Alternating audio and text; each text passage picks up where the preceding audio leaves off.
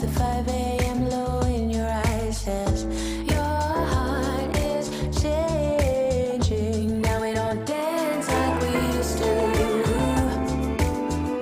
Silent disco on the floor, baby.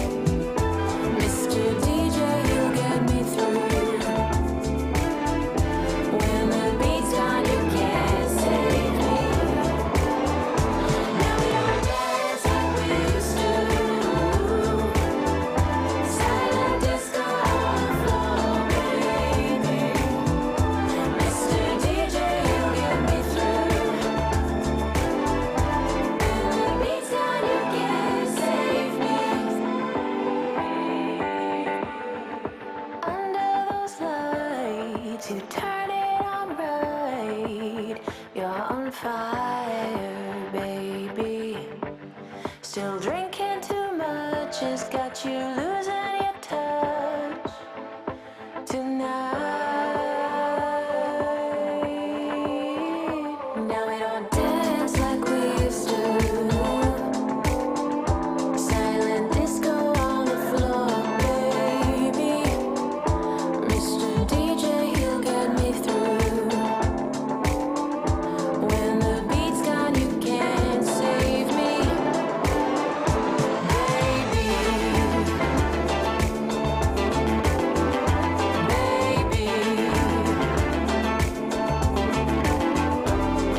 Smoke and mirrors, pretty lights. Another runaway city boy getting too high. But boys like you tell pretty lies. The 5 a.m. low in your eyes says your heart is changing. Now we don't dance like we used to. Silent disco on the floor, baby. Mr. DJ, you get me through. When the beat's gone, you can't save me. Now we don't dance like we used to. Silent disco on the floor, baby. Mr. DJ, you get me through. When the beat's gone, you can't save me. Under those lights, you turn it on right. You're on fire, baby. Still drinking too much has got you losing your touch tonight. Now we don't dance like we used to. Broken records on the floor, baby. Mr. DJ, he'll get me through it. When the beat's gone, you can't save me. Now we don't dance like we used to. Silent disco on the floor, baby. Mr. DJ, he'll get me through. When the beat's gone, you can't save me.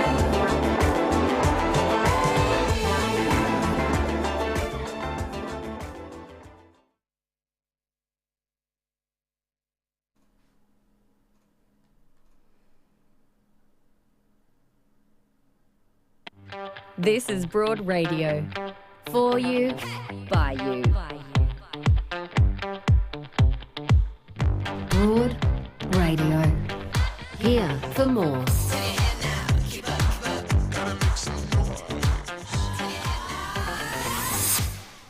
Hello and welcome to Broad Radio. I'm Jo Stanley and my co-host today is Ange Pippos. Hi there, Ange. Good morning, Jo. Good morning, everyone. Oh, it's so delightful to be here this Tuesday morning, and I'm really excited about this show today because we want it to be as useful as possible, always, and entertaining, of course. But in just a moment, our first guest is going to be Professor Mark Dadds from Movember to talk about their new parenting course for dads, because let's face it, parenting is hard for mums and dads, but parenting is easy when both parents are engaged and feeling confident, and families are happier that way. So we're looking forward to hearing all about that from Professor Mark Dadds. Also today, we continue working with Maurice Blackburn Lawyers, and so we're going to be joined by their National Head of Medical Negligence, Dimitra Dubrow, who is going to be telling us about if we receive medical treatment and we feel as though we have not received duty of care in that treatment, what actually are our rights. And later on, we're going to have a laugh with comedian Ange Pippos. And I know you're saying we need a laugh, don't we, Ange? We certainly do, because at the moment I've got a lot of anger inside me because of what's going on with Australian politics at the moment. So comedy, we need as much comedy as possible. Absolutely. So later on in the show, Ange Pippos is going to be joining us, and we can't wait for that. That's all after this. Broad Radio is proudly supported by Chemist Warehouse. Chemist Warehouse, great savings every day. So we say thank you for joining us on Broad Radio. If you normally watch us on Facebook, it's not behaving today, Facebook, our live stream. So I feel like I'm talking to the abyss. If you are normally joining us on Facebook, it's not working. So we're joining you on YouTube only today, but you can actually catch up on our brand new podcast, which is Broad Radio on the Go. It's available now, and you can download all of the episodes after they happen. We're available on Acast, Apple, Spotify, Amazon, wherever you get your podcasts. So check that out. And if you are watching on YouTube, we'd love it if you liked and subscribed us. That would be really helpful to us. Now, you mentioned that you've got a lot of anger there, Ange. And do you know what? I was really looking forward to starting the show talking about something really fun, which is the fact that we're in a time of delicious food, right? So we've got Passover this weekend. There's Greek Easter, non-Greek Easter, whatever we call that. Christian, what do we call that? The non-Greek we Easter. just call it, in our house, we just call it the other one. Right. So what it means is, with all of these beautiful celebrations and family time, we've got just delicious food choices all around us. And I wanted to talk about food guilt, but unfortunately, no. Here we go again with a news cycle that, Ange, what has unfolded in the last 24 hours is that, allegations that 4 male Liberal Party staffers have been committing lewd acts inside the offices of female MPs. Horrific. What else? Last night on Four Corners, we heard from the security guard, Nicola Anderson, who discovered Brittany Higgins in the office of Linda Reynolds after her alleged rape. It's just... It continues and continues. And when is it going to end? Well, my anger isn't going anywhere. It's probably intensified after the sort of revelations of the past 24 hours. Let's start with the lewd acts. I mean, these are just a small part of a much more serious toxic culture at Parliament House, a culture that gets off literally on disrespecting women. And it's not about sex there. That's about power. That's about marking territory. It's horrendous. It is so unacceptable. That's that. And then last night's Four Corners filled in some of the gaps for us. It was chronological. It was precise. It told the story of the Brittany Higgins case. The security guard was courageous enough to speak out on the show last night. So what is going on with the inquiry into the Prime Minister's office? We, the people, we owe it to the women who have spoken out, but also the people of Australia demand answers. We are being treated like fools at the moment, and it makes me so angry. But with my anger, I'm going to channel it into positive change. That's the only option for me and for, a lot of people, women and men, is to do something productive with that anger and demand more from our government.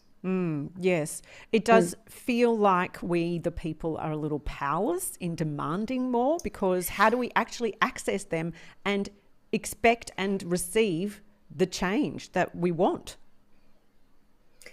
Well, I think now, because we've got some terrific journalists on the case uncovering the truth, I think it'll start to snowball now. I mean, I don't think those in power can continue to hide from this. I mean, every second person is calling it a cover-up. It now looks like we haven't been told everything. That was our suspicion a few weeks ago, and now it's looking more and more like that. So we need answers. For us to grow as a nation, we need answers. And I mean, it's been distressing, but last night was a real shift in our knowledge, really, of what's been going on. You know, I have to say though, Ange, and I always try to seek some kind of I don't know, a little bit of light in the darkness, generally speaking. And for myself, one thing, and you mentioned courage there, I really have to acknowledge there's three people in this story that are incredibly courageous. One, of course, being Brittany Higgins, who, you know, just that very moment that she spoke out about her experience, extraordinary courage. Also, security guard Nicola Anderson, who she's fearful of losing her job, and she's spoken out about, you know, how the events unfolded on that night.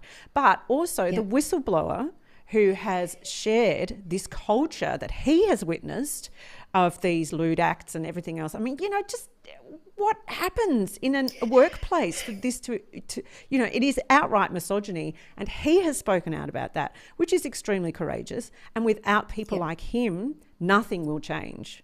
So, you know, we always talk about the fact that we need men and women working together, and he's really given us a role model of how men and women can work together to make this change. And, you know, there's great courage in him.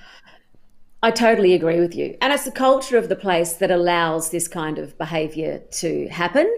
We now have to demand some respect and leadership on this issue, because it's frankly, it is disgusting and it's not good enough. And, you know, this is the Australian Parliament. This place is supposed to reflect us. At the moment, I don't feel represented. And I'm really angry about it. So, I really want to encourage all of our audience to not be disheartened and not to give up the fight, because, you know, what you're saying there, Ange, is right, that we have to say this is unacceptable and use whatever means available to us. We did actually just run a More to Say poll. We run these every week. And our last question was, did you march for justice on the 15th of March? And our results were 10% did march. Thank you, awesome people who were able to do that. 74% said couldn't get there, but was there in spirit. It was a difficult day to do this because it was a Monday. But we did have 16% say, don't see the point, nothing will change. And I really want to say to that 16%, it's so easy to be disheartened, and it's so easy to feel completely defeated and despairing, but we can't allow that to happen, I guess. Yes, as I said, channel that anger, disappointment, frustration, bewilderment, whatever it is, channel it into some positive change. And if we all do that, I would like the next march to be on the weekend, and then we can, me too. You know, include more women and men and kids. But we have to do something with this anger, you know, harness it. Yeah.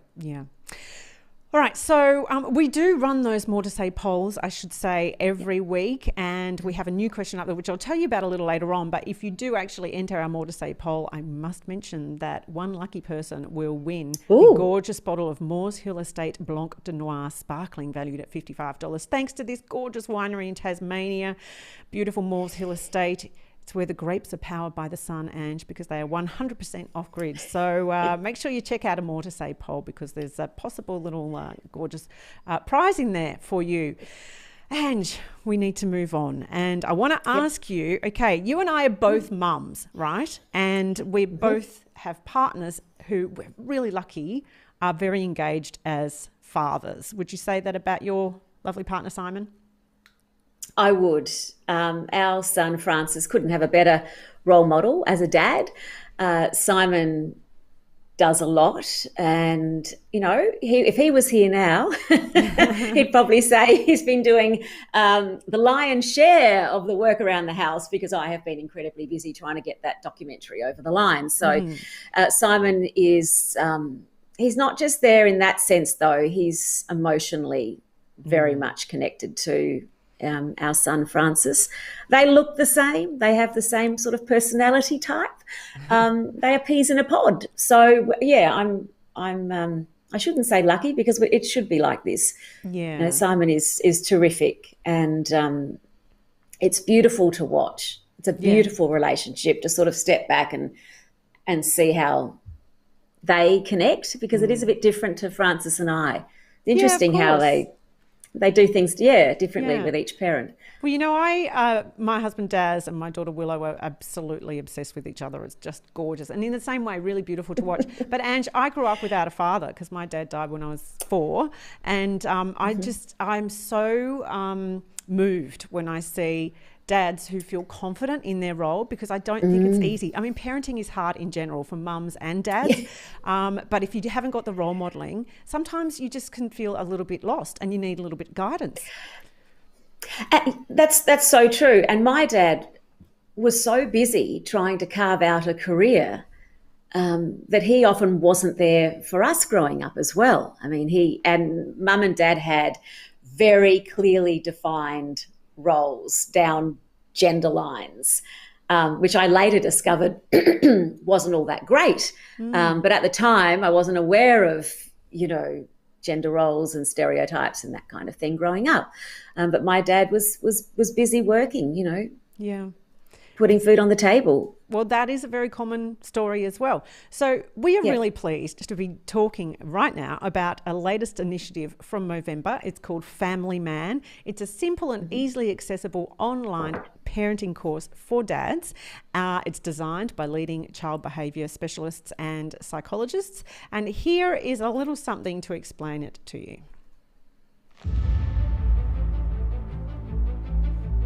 In a world where parents can sometimes struggle, and kids, well, let's face it, can be a bit of a nightmare. It's just a dream. Movember presents Family Man, a free interactive adventure grounded in years of clinical research that helps parents of all kinds to team up and battle evil and master the art of parenting. Okay, Ollie, timeout is over. This critically acclaimed choose your own adventure style masterpiece provides you with the evidence-based tools you need to engage your children, navigate through all the tricky situations parenting throws at you, and overall, just how to deal with kids when they're being Oh, we're not allowed to say that. Okay, take 2. Does what I say, or I smack 'em one. Overall, getting dad involved through quick, easy, and practical strategies to help parent with confidence. It's easy. It's free. It works. You did okay today. Family Man, out now. Oh, well, there is no doubt that parenting can be a horror movie of Hollywood proportions. And we welcome to Broad Radio one of the experts that helped design or created this program. He is a psychologist and child behaviour specialist. Welcome, Professor Mark Dadds. Hi, Mark. Very amusing trailer there. Oh, it's wonderful. It's the classic Movember style, kind of funky and edgy, and every time we've tried to produce a program like that, it's always been very staid and boring. And they came along and brought in the international team and said, let's get this, something that's really engaging and really entertaining as well as practical. Oh, we love it. So, Mark, obviously families thrive when both parents are involved, but I don't think it's as simple as asking dads to step up more. Why do you see, or what's your observation of why dads might sometimes struggle to parent? Well, I should say that my work and what Family Man is about managing child behaviour problems when kids get out of control, the tantrums and the fighting and the non-compliance and so on. And that stuff can be really tricky to deal with. And if you've got it happening on a daily basis so that, every mealtime is like World War III and getting the kids ready is a disaster area, then sometimes Parents, they get really stressed themselves. They get really down. The family life becomes a battle zone. And we found that when we're working with families to remediate these problems, it's generally the mums that were seeking out our help.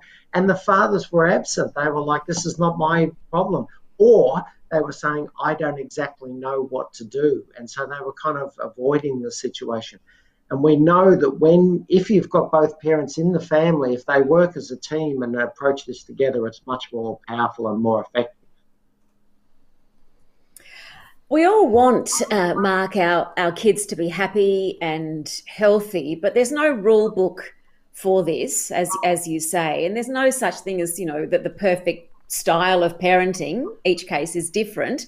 What strategies do you offer here to help especially dads navigate through those tricky parenting situations? Well, it's interesting in psychology that there actually are really proven techniques for how to manage these common behaviour problems. And so what we've done with Movember is present these kind of evidence-based, very practical ways of responding to children that we know work with them. And, I've been personally doing this for 30, 40 years now, and this stuff works. If you do it, if you implement it when the kids are throwing tantrums and all that, you get a drop in them and the kids become happier and you become happier.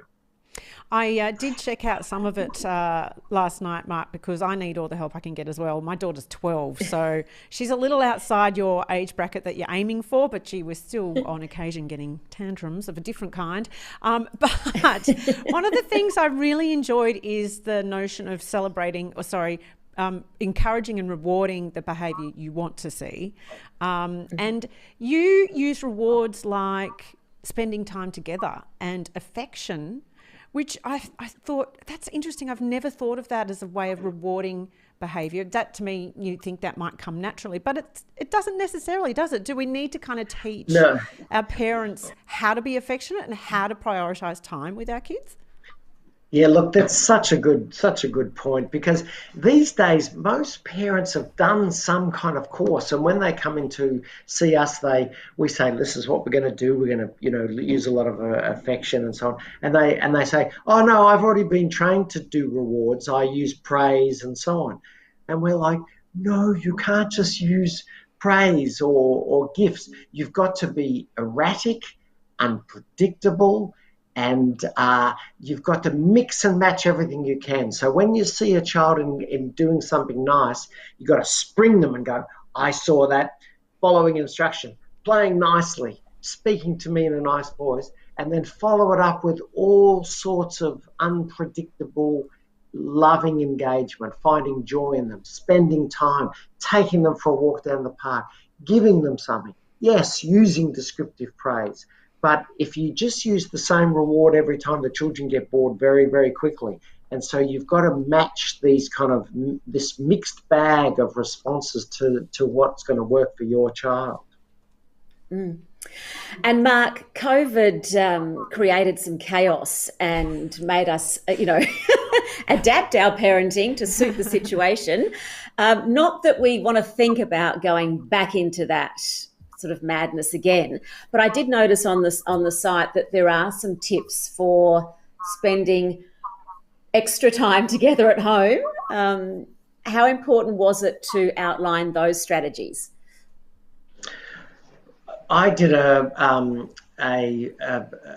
workshop-y thing, an online podcast at the start of the pandemic, and within a minute of us putting it online, we had thousands of people, psychologists, mental health workers, families and all that, going, help us, we're trapped in the home with the kids, we have to be teachers for them, we're trying to manage their behaviour, we're trying to work at the same time. It was really challenging, and some families actually did thrive during that and discovered very simple things about what was important to them again with their kids and so on.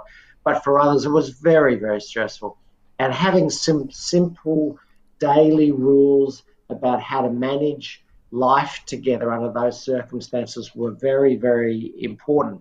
And if people want to see those, you can pop on to the website and you'll see my top 10 tips for coping with lockdown with your kids. You can never have too many tips, in my opinion, Mark. I'm gonna call myself out in this right now because I am a bit of a control freak as a mother, and I wonder. Can you believe that, Ange? I hadn't noticed. I wonder if sometimes mums need to just step the hell back and let dads make mistakes and kind of feel their way and maybe do things differently to the way they might do it, and just empower men to step up a bit. Would you agree with that?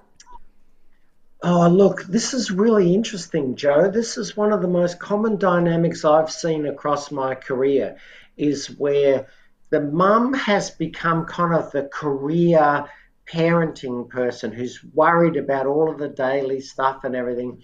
And the father is kind of going, oh, chill out, will you? Chill out. And then if the wife ever says to the husband, you do it, they feel like he didn't do it well enough, and so they take over again. And what happens to the father in those circumstances, they often kind of start to step out of the situation and go, this is not for me, I don't know how to fix these problems, etc. And so then the mum's going, oh, you're being so slack, I need to step up even further. And then he goes, oh my God, you're stepping up even further, I'll chill out. And they start to become bouncing off each other until by the time they see me, one is like obsessively controlling and the other one's going, hey, good times. I really do feel like you've been in my house there, Mark. It's a little bit confronting, I've got to say. So we just need to butt out sometimes.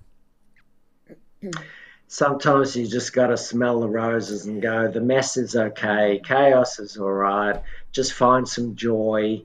Because you know what, as I say to parents all the time, especially those of teenagers, it'll all be over very soon. And you won't even remember this little thing you're fighting about today. Oh, that is such great advice. Well, we recommend you head along to this world first free online course provided by Movember, created by these amazing experts. Go to familyman.movember.com. Professor Mark Dads, so lovely to have you on Broad Radio this morning. That was good fun. Thank you very much. Great. And we'll have more Broad Radio after this. Whenever we're apart, we miss each other so much. So, please accept this daily dog as a sign of my love for you. Broad Radio, talking inspo we love, info we need, and sharing more of us. Watch and listen live every Tuesday 9 a.m. Australian Eastern Daylight Savings Time at broadradio.com.au, or find us on Facebook, Twitter, YouTube and LinkedIn at Broad Radio Oz. Talk to us live. Call on 1300 8 Broad. Catch up on demand anytime, anywhere, every time, everywhere. On the train, we'll be here. 2 a.m. existential crisis? We've got you covered. Broad Radio. Here for more. Well, at Broad Radio, we are really pleased to be working with Maurice Blackburn Lawyers to learn what our rights are and to bring you information about your rights, because we really believe that you should never be fearful to ask for advice. And so today we continue working with Maurice Blackburn, and we welcome to the show Maurice Blackburn's National Head of Medical Negligence, Dimitra Dubrow. Good morning, Dimitra. Good morning, Joe. Good morning, Ange. It's really lovely to have you on the show. Now, I'm fortunate never to have had a bad experience with my medical treatment, but I read about it happening to people all the time. We hear about some really very tragic and sad outcomes.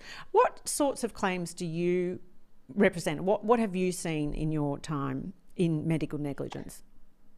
Well, the cases that we see are really as broad as medicine itself. It's as vast as medical treatment and intervention. So we have cases involving emergency department care or general hospital care, general practice, specialist care, surgical matters.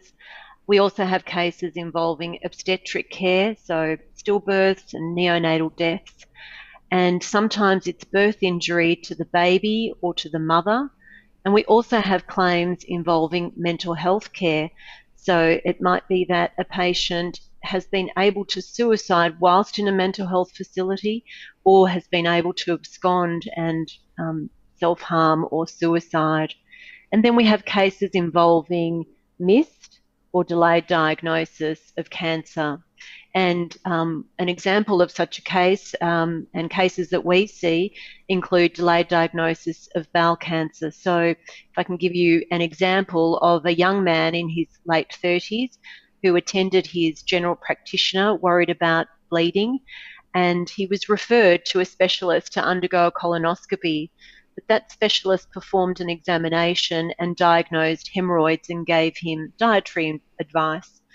A year later, our client returned to his GP because the bleeding had worsened, and then a colonoscopy was performed, and advanced rectal cancer was diagnosed at that time.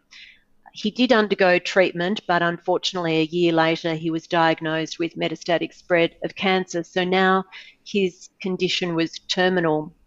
So in that case, we had to work very quickly to bring the claim in the person's lifetime, in our client's lifetime, bring the case and resolve it, not only from the point of view of obtaining compensation for him, and that was obviously very important to do that before he passed away, in terms of protecting the damages that can be obtained for the person, but also so that he could see justice in his lifetime. And we did do that, and as sometimes happens in these terribly sad cases, he died shortly after the claim was resolved. And so fortunately we do see that there has been increased awareness around delayed diagnosis of cancer, and that you're really never too young to have cancer. So screening and testing is really important. But we still see cases involving the missed opportunity to diagnose cancer earlier. And that includes delayed diagnosis of breast cancer, where we have cases involving, and one particular one, again, of a young mum of 2 who was presented to her GP having found a lump while she was breastfeeding her youngest daughter. She was referred for an ultrasound, but it came back reporting a blocked milk duct. So her cancer diagnosis was delayed because it was only diagnosed when the lump grew and she returned for further testing. Wow. Well, in the past week, Dimitra, we've been made acutely aware of this with another newborn dying at Blacktown Hospital, and that is the 6th little newborn who's died at that hospital over the past couple of years. I can't imagine the grief those parents are going through. What course of action is available to them? Well, yes, this is the latest case in a series of tragic cases involving Blacktown, and we have had some families who've been affected by death around the time of birth contact us and seek advice. And it's really early days for this family of the latest case, but I can just outline the case of another family involving a death at Blacktown Hospital, because they've already talked about their experience. And in that case, the mother presented to the hospital on the day of the baby's birth. She'd already actually attended the hospital a few times beforehand with reduced fetal movements, but she'd been assessed and discharged. But she attended on this day because that was part of the follow-up plan from the previous attendances. While she was at the hospital, her waters broke, and in fact the waters showed thick meconium liquor, which is something that can be a sign that the baby's not travelling well. A CTG monitor was placed on her. That's the machine that monitors the baby's heart rate, heartbeat, and that monitor showed shortly after it was put on that the baby's heart rate had fallen right down. And a little while later, there was another prolonged, what they call prolonged deceleration, so another drop that was prolonged on this occasion. At the time, the mother texted her husband to say the baby's heart rate is at around 100 beats per minute. Her husband couldn't be with her at the time because of COVID. He was later able to join her. But over the next 2 hours, the CTG trace showed the baby's heart beat dropping on a number of occasions. And then when the baby's heart beat dropped significantly, an emergency caesarean section was performed. There were attempts to resuscitate the baby, but she died shortly thereafter. So that was the fourth case of death in 18 months at Blacktown Hospital. And in that case, the hospital, as it has done with some of the other deaths, themselves have investigated the circumstances surrounding the death. So that's one thing that can happen in situations like this. The hospital themselves carries out an investigation to obtain some answers.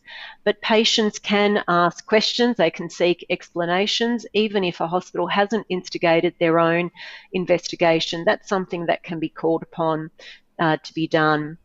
And if it's not possible to seek out medical staff to achieve this, then every public hospital in Australia has a patient liaison officer, and they can act as a bit of a go-between for the concerns being raised. Also, in our hospitals in Australia, we have something called open disclosure. So that means that if there's an adverse event, the hospital sits down with the family to explain what happened, what changes are being made to prevent the same thing happening again, also to apologise and to hear from the patient about their experience. In fact, in Victoria, the government is looking to take that one step further and introduce something called a duty of candour, which would make it necessary in a case of serious harm for that kind of conversation to happen with a family. Dimitra, then going beyond, yeah. Oh, sorry. I was just going to say, you must hear the most terribly sad and tragic stories all the time in your job. But is it the case that everybody you speak with has a case for medical negligence? And what can we do if we feel like there has not been a duty of care? Yeah, well, that's right. The cases are incredibly sad, and I was reflecting on the examples that I've just given and how terribly sad they are and tragic. But as I've said, questions can be asked. The issue can be raised also with external complaints bodies, and every state around Australia has one. In Victoria, it's called the Health Complaints Commissioner's Office, and there are equivalent bodies in other states. And if there's a question about professionalism, then a complaint can be made to AHPRA, the Australian Health Practitioners Regulation Authority. But legal advice can also be obtained in relation to the specific circumstances of the case to see whether or not answers and accountability can be obtained that way, and to see whether the matter is a compensable case. We have lots of families who approach us who are desperate for answers, and yes, there are a number of avenues that people can pursue, but through the legal process, answers and getting to the nub of the issue can be achieved. And that does help deliver answers for a lot of families. Yeah, I do know that for a lot of people that come to speak with you, part of the process is they want this to not happen to anybody else. They want this to be a change in the system and for no one else to experience the kind of hurt that they've gone through. Yeah, that's an incredibly strong sentiment. I can't tell you how many people raise that with us. It's often said that they don't want the same thing to happen to someone else. So they don't want their suffering to have been in vain. They want something good and constructive to come out of the process. But also they are injured, so they do have needs, and that's why they're seeking out compensation, which is there to provide for the injury that they've suffered. And that compensation might cover their medical expenses, their financial losses, because they might need equipment and therapy to get them through what for some people who have suffered catastrophic injury can be lifelong, life-changing injuries. And then there is compensation for what's called their pain and suffering, so what they've gone through. But of course, to satisfy a legal claim, we need to satisfy certain criteria. So it's not every case of a poor outcome. Yes, sorry, go on.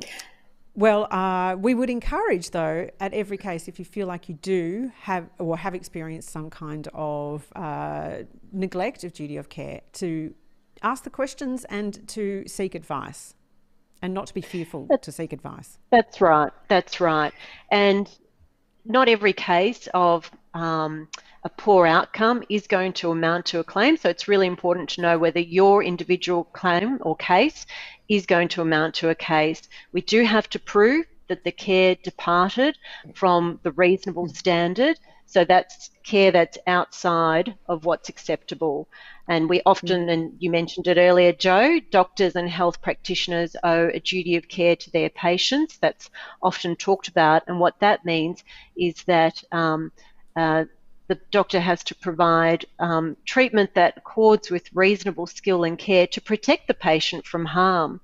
And so in the case of negligence, we need to have evidence that supports that that's the case, but also to link that poor care with the outcome and the injury, which in medicine can sometimes be difficult to disentangle what's from the underlying condition or injury that's being treated and what's from the poor care that's been provided. Dimitra, many people have the conversation about let's get a second opinion. I mean, I know I've sat in a waiting room before and had that conversation. What, in a nutshell, should we know about our rights? I mean, a second opinion is surely important there as well. Well, we can, in a private setting, seek out and obtain a second opinion if we're concerned about the information and the advice that we're being provided, and we shouldn't hesitate to do that because delay can have an impact on an outcome, so it's important to seek out that advice. But also, in a hospital setting, while a patient is receiving treatment, they can request a second opinion.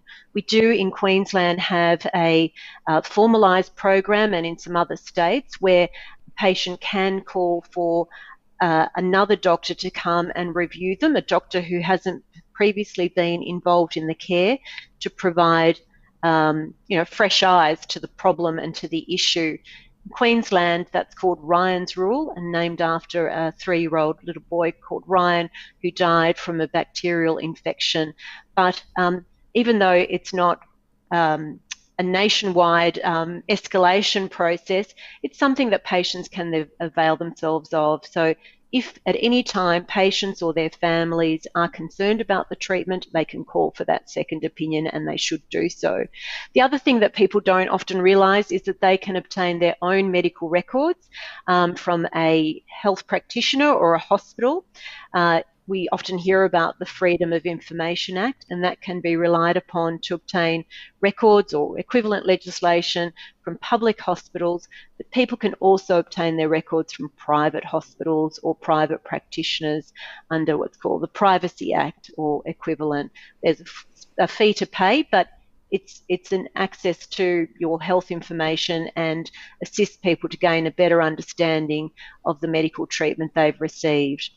Dimitra, that is really great information, and I'm glad that you've shared that, because I think that often we feel a little intimidated by the medical profession and by the people that are treating us, and we always hear that we have to be our own advocate for our health, but sometimes you can talk and talk and ask and you still feel not listened to. So it's really wonderful to understand what our rights are and to not be fearful to ask for more information and to sort of, insist on better care. And if you are concerned, of course, seek advice. There are many amazing organisations out there that can assist you with this. Dimitra Dubrow from Maurice Blackburn Lawyers, thanks so much for your time today. Thank you, Joe. Thank you, Ange. And we'll have more Broad Radio after this.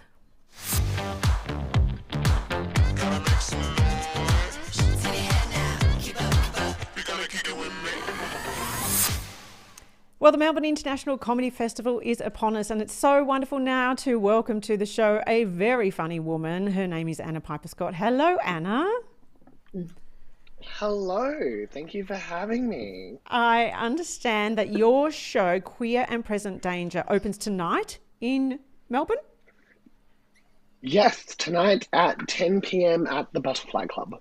Okay, so Queer and Present Danger, you say, is debunking myths around trans. Tell us, what are the kinds of myths, as a fabulous trans woman, do we know? What kind of myths are out there? What do we get wrong about trans? Well, I think the biggest one is that everyone is putting this myth out there that trans women are trying to get into women's bathrooms, especially, but women's spaces in general, trying to get into women's sports, and just this whole idea that trans people are doing this some way to gain an advantage, especially trans women, that there's some kind of like special benefit to being a woman that we're trying to, steal. And that we're not meant to have access to, rather than us being ourselves and just expressing who we are. Just this insane idea that there's somehow a lot of money and fame in women's sports that we're trying to get to. It's just kind of like, I don't know if that's the most profitable career path. I think there's probably a lot more places I could be making money and getting fame and getting recognition as a cis man than I would as a trans woman, Like, this you make a very good point. Ruse. Yeah, we're not there yet in women's sport. It certainly doesn't attract the riches that men's sport attracts. So why would you? Yeah. Why would you go through all of this to get crumbs? It's never an accusation that they throw at trans men, by the way. It's never something that they're going like, oh, you're trying to get the money and fame of being a man in sport, which there's a lot of. There's a lot of power and privilege there. Like, if anyone was going to be making that change, that's the way you'd be going to exploit things. But it's not happening. Like, you don't go through all this to exploit stuff. It's too difficult to, the benefits for it are just emotional. They're personal. They're not financial by any means. This is so true. Comedy has a long and proud history of going where society is too scared to go, right? And this is what you are doing. It must feel good to know that you are shifting some attitudes along the way. How important is it for you to be seen as a change maker in this space? Oh, I love it. I just finished doing 2 weeks of this show in Adelaide at the Adelaide Fringe, and it was just really lovely to have people who, I say this in the show, for many people I'm the first trans person they've ever seen in the wild, so they only hear about us, they never hear from us. And I think that's a really kind of, beautiful way to change that. And I think especially when you're hearing it from someone who's making you laugh, I think a lot of people get intimidated to talk or hear about trans people because it's new to them. And they think it's going to be intimidating, whereas it's hard to be intimidated by someone who's making you laugh. It's hard to be intimidated by someone who's, making, dick jokes, as it were. It's a way to kind of like learn without knowing that you're learning. Yes. I always say comedy is a little bit, it's a spoonful of sugar with the medicine in a lot of ways. Yeah, I'm just like, jokes, funny experiences that I've been through that no one else who, isn't trans has been through. And, then everyone comes out of the other end of it and they're talking to me after the show and they're like, it was really funny. And they're like, I think I learned something, Yes. Like they don't realize that they were educated until they get out, until, the jokes are starting to fade away and the facts get left behind. So you're like a walking Ask Me Anything in a lot of ways, Anna. You tell me that you're okay with any questions. What are the strangest or most bizarre questions you've been asked? I think usually my problem is that people don't ask me the questions. You can tell people they're wanting to wonder stuff. They're wanting to, people always think that the question I get all the time is, like, what genitals do you have? Or have you had the surgery and everything like that? And I would happily talk about that with anyone who wanted to know, but everyone's just kind of like, you can see them maybe look down at your underwear. You can see them maybe try and figure out. But they never actually ask. They never put it out there because they're too afraid of being offensive. They're too afraid of saying the wrong thing. They're too scared. But that is an offensive thing to ask someone, surely. Isn't it good that they've got manners? It's good that they've got manners, but I would personally rather that I was out there letting people know, having the conversations. I think there's a lot of really interesting things to be said about how trans people feel about their genitals. I think a lot of people have this idea that trans people going around hating their bodies the entire time. That, you know, this whole idea that we're like trapped in the wrong body. And I don't feel trapped in the wrong body, and I don't think of myself as having a man's body. I don't think of myself as having a man's genitals. You know, like, I am a woman with a dick, therefore I have a woman's dick. You know, that's how I think about things. And you know, I hate how my body is treated by society, and sometimes I would like to change that to make it more easy for me to move about society. But it's not my body that's the problem. It's how my body's viewed. And I think that's a very common experience for a lot of women, regardless of how they've come about their gender. You know, I know plenty of women who are plus size who feel the same way. When I talk to them, it's just like, oh, I don't hate that I'm fat. I hate that everyone makes me feel bad for being fat. You know? It sounds to me like you bring a lot of joy to this conversation, and so often we're led to believe it's all very confronting. You've got joy in your voice, you've got joy in your face. What do you say to people who might be thinking, oh, I don't know whether to go to that show or not because it is too confronting?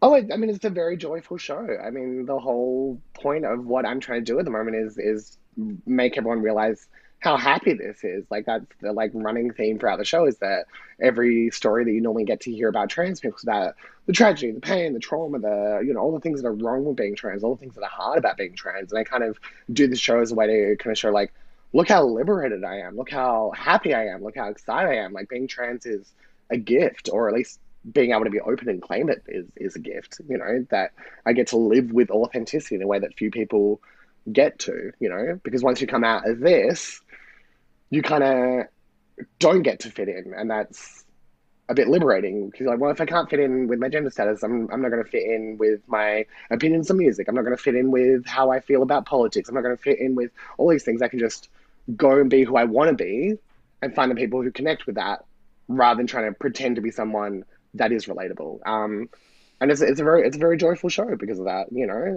it's a show where I always feel like people come out of the show kind of, you know, if they're not trans, going, kind of wish I was trans. It sounds fun. It sounds liberating. It sounds exciting. Like, well, you know, I think I don't want to speak on behalf of them, but what I'm really responding to right now is how liberated you are in yourself as a person. And you're right that I think in general, so many of us are fearful of being ourselves, whatever version of that we are. Like, we just are always aware of, what are people going to think? Am I going to fit in? Am I going to make my parents happy? Am I going to, you know, fit in at work? Like, it's just hearing you speak, I think it's really quite, it's revolutionary to hear someone so liberated and so happy with who they are. Yeah, well, I mean, when I was in the closet, when I was pretending to be a boy, I was so worried about saying the wrong thing, because I was worried about letting this secret out. But I was just, on top of that, like, so convinced that I could make everyone like me, that I could please everyone, that I could be everyone's best friend, everyone's favorite person. And now I am instead being this person where I'm like, I've already said the wrong thing. Like, saying that you're trans is the most wrong thing you can say, or one of the most wrong things you can say in this society at that moment. I said that, and it actually brought a lot of love and affection in my life. It made a lot of people like me more. So I'm just going to keep saying the wrong thing if it's the thing I believe, and maybe it won't be the wrong thing. And maybe a bunch of other people will be like, actually, now that she said that, that sounds like the right thing. And everything else I was trying to believe was the wrong thing, you know? Are you funnier now than when you were a man? Oh, absolutely. Absolutely, 100%. I mean, I generally believe that women are funnier than men. You know, like, I feel like I sometimes end up in those, like, cliches about stand-up comedy being reversed, and just kind of like, I just don't find men funny. You know, they just keep talking about this all the time. You know, like, I think women. My feeling is that a lot of men are funny in the same way, and I feel like all the women I know are funny in different ways, and they're coming from different perspectives, and especially queer people on top of that. I feel like a lot of men get into stand-up comedy and they're trying to be a specific comedian they grew up watching. You know, they're like, oh, I want to be Eddie Murphy. I want to be, you know, Bill Burr. I want to be whoever. Like, you know, I'm trying to become this comedian. I'm trying to emulate this person. Whereas, you know, now that I'm out as a trans woman, I'm like, there's no trans woman comedian for me to emulate. I have to be that comedian. I have to find that unique voice. I have to be the comedian for people to emulate, because I don't have anyone to emulate myself. And I think that's the same to an extent for women. I think that's the same to an extent for queer people. And I think, again, like that's one of the gifts. That's one of the perks of being trans is that I don't get to pretend to be someone else. I don't have to because of that. Anna, just finally, and it may not be a funny thing to ask you, but I'm really fascinated as someone who has lived life as a man and lived life as a woman. What is your perspective on this extraordinary time where gender equality is really front and centre because of the headlines and the news cycle that is just every day we're reading more and more shocking things, and we're having conversations in ways that we've needed to for a very long time. What do you see around women's role and how we're treated in society versus the way men are treated? What are your observations having lived both sides of this fence? I mean, I think that is one of the benefits of including trans women in feminism. There's a lot of feminists who try and, exclude trans women, or they at least have this kind of like notion of like, there's so many other things to do for women that we'll get to the trans stuff later. Like that's further down the to-do list. But I have this kind of feeling that, like, I'm a double agent. I've been on both sides of it. I can let you know how things are on the other side. And I think one of the things that kind of gets lost in this conversation is that, like men need to be stepping up and, challenging men and stuff like that. But I don't think everyone necessarily realizes how ostracized men become when they do that. Yeah. And because that's the thing, when I was living as a man, because I related and identified with women so much, can't figure out why.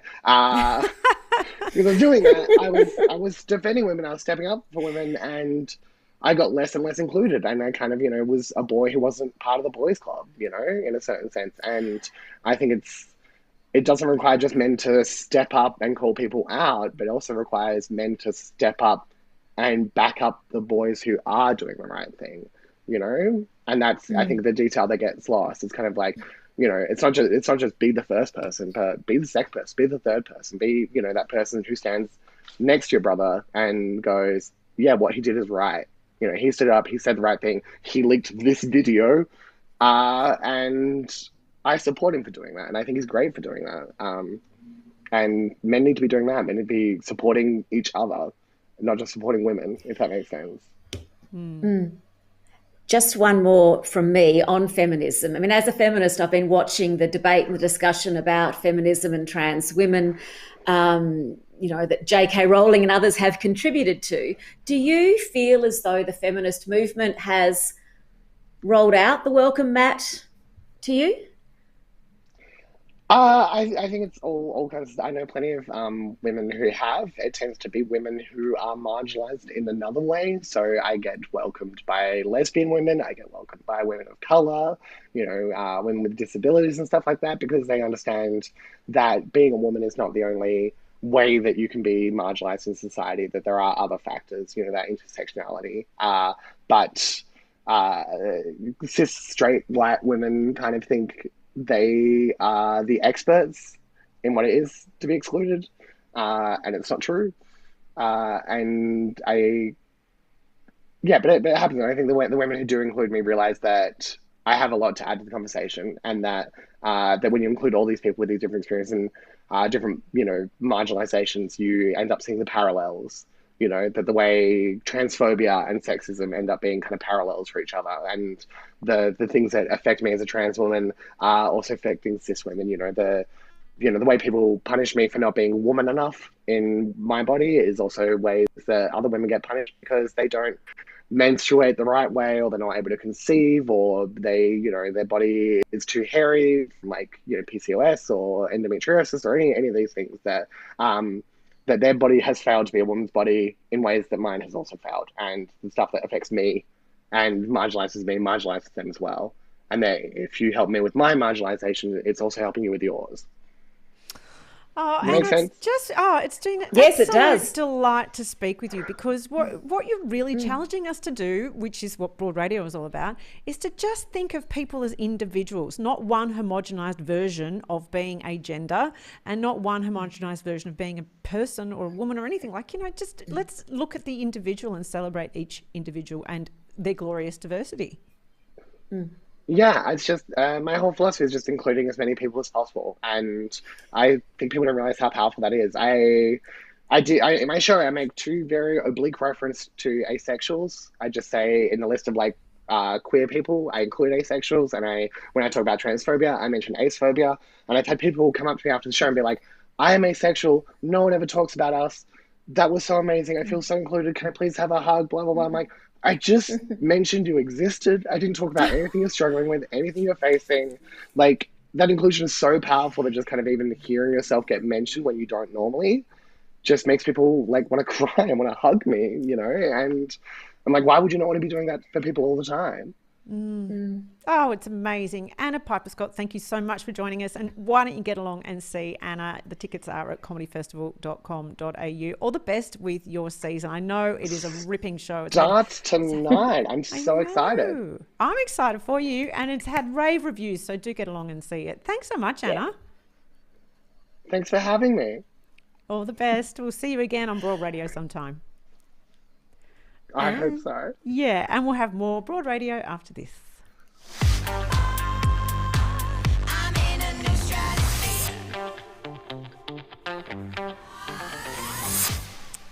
Oh my gosh, Ange, what a big show we've had. It has been. I just love celebrating diversity and celebrating difference, and it's great. It is good. It's good for the soul. It really is. And, we talked about courage right at the top of the show. And I think, it shouldn't be considered courageous for Anna to tell her story, but it is. And it's courageous for the people who have been speaking out in and around Brittany Higgins and what's happening in Parliament House. They're courageous. And also I'd like to call out all the dads who are stepping into being the best dads they can. Yes. They're courageous as well. That's our theme for today's show. Courage. I love it. And it all just creates a fairer, a safer, a happier society. And who wouldn't want that? I know. Are we Pollyannas for wanting that? I find it hard to understand, why wouldn't you want that as your starting point? Equality, diversity. This is all good stuff. Come on. Why are you suspicious of this? What's happening? Yes, exactly. Hey, listen, before we wrap up, I have to mention our next poll question because it is, I love my food, Ange. And it is a delicious time of year. We have Passover this weekend. We have Greek Easter and the other one, as you call it. And whatever family time that you might be embracing at this time of year. And I just start roundabout now right through to the end of Easter just shoving my face and putting whatever I can in there, because between hot cross buns and chocolate and a lamb roast and whatever else I can find, there's no censorship for me. How do you go with that? Well, the first point I have to make is hot cross buns suck. I just don't eat them. They are overrated. And I go to the supermarket and all I see are hot cross buns. They are tasteless and dry and often stale and spongy. I can't bear the texture. So that's my starting point there when it comes to the other Easter. Well, we're celebrating diversity today, so well done. I celebrate you and your choices on hot cross buns. Just felt good. That was cathartic. Yes, good. So Orthodox Easter is the 2nd of May because it follows the Julian calendar and not the Gregorian calendar. And that is my preferred Easter, is the way the Greeks do it, because the food is better. Sure. Oh, and look, Greek food is amazing. And so, look, most of my eggs I put in the savoury basket, I must say. So I'm more lamb on the spit, a whole barramundi, that kind of thing, with some onion and tomato and olives on top. I like spanakopita. When it comes to dessert, honey is the top of the pops when it comes to dessert. So I can't do a hot cross bun. What I can do is baklava. I can do halva, little Greek sweets. The key is honey. Yeah. It's not cream. It's not doughy, spongy bread stuff. It is honey. So 2nd of May is the Easter that I like. Well, but Ange, I want to share with you a bit of a victory of mine. Because I am someone who my whole life has struggled with extreme food guilt. which is really, it takes the joy out of eating when, I want to eat and I want to eat to the point where I'm really full. And I want to eat the treats, which for me is hot cross buns and Easter eggs and chocolate, lots of dark chocolate, like so dark it's almost bitter, right? I want that. Yep. But then afterwards, I'm just consumed with food guilt, which is based on, I don't know, some lie I've been told that food is bad and that I'm supposed to look a certain way, or I'm supposed to deny myself certain things, right? Well, I'm 49 in a couple of months, and I think I finally conquered the food guilt, because I really have been just indulging this last week. Yeah, it's a real victory for me, I've got to tell you. But anyway, so it leads me to our next poll, our next More to Say poll. And we're asking, it is a delicious time of year with hot cross buns, apologies to you, and whatever else is delicious at eye height. Do you, A, throw caution to the wind and eat all? Why deny joy? Overindulge and then regret, and then overindulge again, which I got to say, that's a bit me. Enjoy responsibly, a treat here or there. Or do you avoid it at all? I mean, there are people out there who won't eat sugar and because they don't thrive on it, and I celebrate them. But if you fill that in, you may win a beautiful, gorgeous Blanc de Noir bottle of sparkling from Moores Hill Estate, which, let's face it, that is the point of family time for me, is just gallons and gallons of red wine and champagne and sparkling. Australian sparkling all the way, Ange. Absolutely, we are the same person when it comes to that. Can I fill out that as well and go into the running for it? No, but I'll buy you a bottle. I'll buy you a bottle from the lovely Moores Hill Estate as a celebration of Greek Easter. Let's share that together. As we wrap up, I want to remind you, you can download this episode and all of the episodes of Broad Radio at Broad Radio on the go. That's our podcast there, wherever you get your podcasts. And if I don't see you before then, have a wonderful Greek Easter.